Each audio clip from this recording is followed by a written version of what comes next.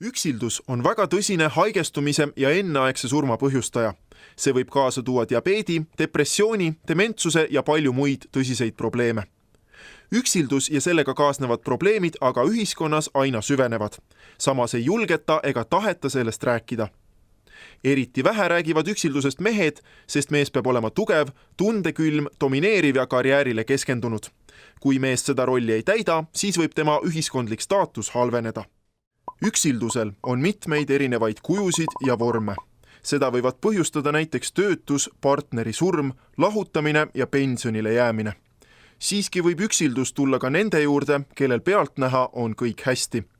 Kardinate taga võivad kimbutada vähene lähedus partneriga, ebakindlus tööl või sõprade puudumine. Eriti sagedasti puudutab üksildus vanemaid inimesi. Kui mees on juba koju jäänud, ei ole tal ühiskonnaelus enam kohta.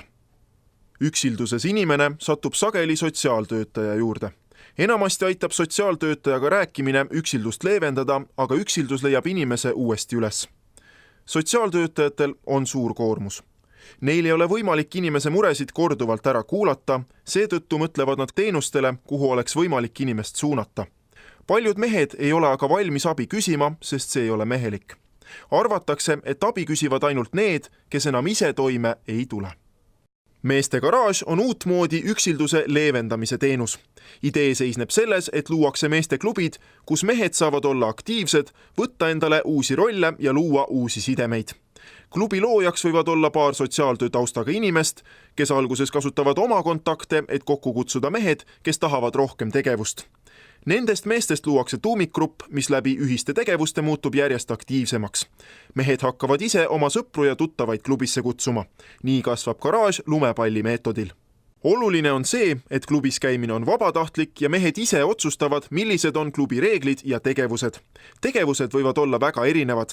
Näiteks võib korraldada väljasõite, koolitusi, saunaõhtuid või ka lihtsalt koos olemisi. Mehed saavad aegamisi hakata ise klubi juhtima ja tegevusi planeerima. Läbi selle õpivad nad uusi oskusi ja kasvatavad enesekindlust.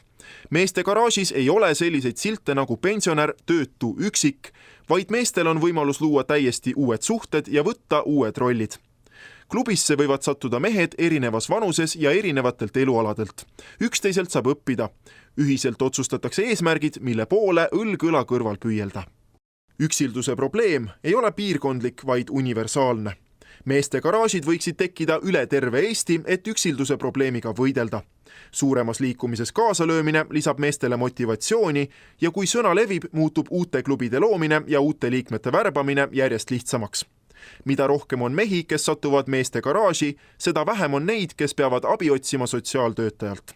Meeste garaaž sobib nii üksilduse probleemiga võitlemiseks kui ka selle ennetamiseks.